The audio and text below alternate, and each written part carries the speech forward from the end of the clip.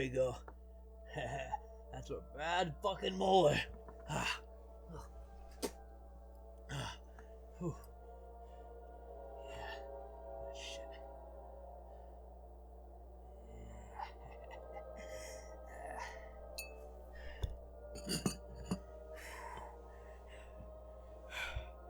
2020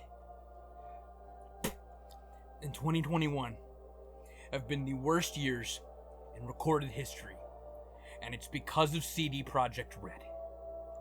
Cyberpunk 2077 was the most anticipated game of my life. When it was delayed until November, I took the entire month off of work. I wanted to solely focus my attention on the game. Then it got delayed again until December 10th, 2 days after my birthday. Perfect. So I tried to take the month of December off of work, and I got fucking fired. CD Projekt Red. I lost my fucking job because of you, you Polish cunts! So, the least you could do is make Cyberpunk 2077. Make it a perfect game. But then it comes out, and what happens? It has glitches! Glitches! In a fucking open world RPG? Are you fucking kidding me?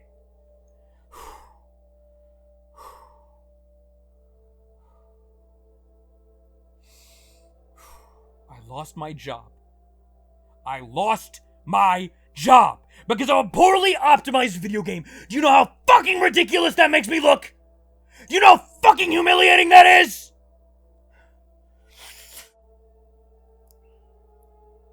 Now, on last-gen consoles, like the PS4 and the Xbox One, it looks like absolute horseshit and runs like absolute horseshit. The frame rate's all over the place. Look.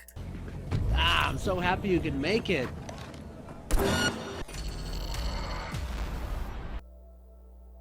Now, luckily, I'm not fucking poor, so I got it on PC, where it runs like this.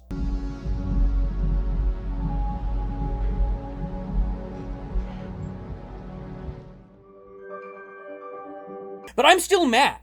Supposedly, they're supposed to be releasing some patch, or a string of patches. Like, this is the next big wave. There's free DLC coming out. They're trying to butter us up. But look, the damage is already done. I've already lost my job, and I called my manager, and he won't hire me back.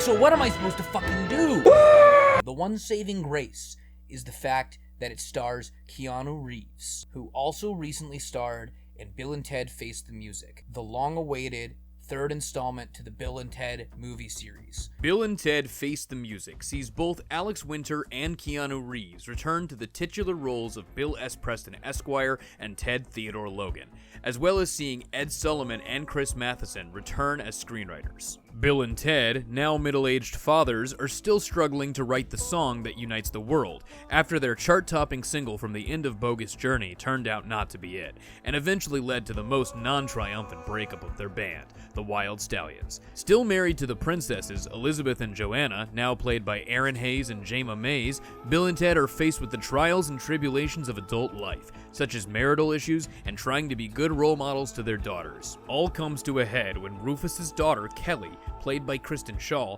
comes from the future and informs Bill and Ted that if they don't reunite the band and write the prophesized song by 7:17 p.m., reality as they know it will collapse. In a race against time, Bill and Ted jack the old phone booth and jump to various futures in an attempt to find one where they have already written the song and steal it from themselves. Meanwhile, their daughters, Billy and Thea, who are confirmed to be Little Bill and Little Ted from the end of the second film and are played by Bridget Lundy Payne and Samara Weaving respectively, borrow Kelly's time machine in a time-traveling pyramid scheme to get famous musicians throughout history to help their dads. The film has several callbacks to the first two while still remaining fresh and providing lots of new jokes. I was particularly impressed with the level of attention that was paid to keeping in continuity with Excellent Adventure and Bogus Journey. Even minor details from the first two movies that I expected to be retcon were made to work with the plot. The A-plot with Bill and Ted was extremely enjoyable, with both Reeves and Winter providing an ensemble of most excellent performances as the many alternate versions of Bill and Ted. You're a dick, Ted. You want a piece of me, Ted? He's not worth it. Alex Winter's performance was especially impressive, considering, aside from a few minor supporting television roles and cameos, this was his first major acting role since his 1993 feature directorial debut, Freaked. The film does get weaker in its B-plot, however.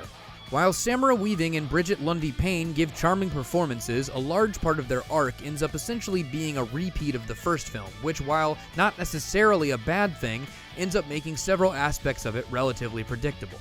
There's also a C-plot that follows the princesses and their marital struggles, but it wasn't touched on nearly as much as I would have liked. The supporting cast is great and consists of many familiar faces, both new and returning, including a touching send-off to Rufus, played by the late George Carlin, and the return of William Sadler's hilarious Death, who was my favorite part of Bogus Journey.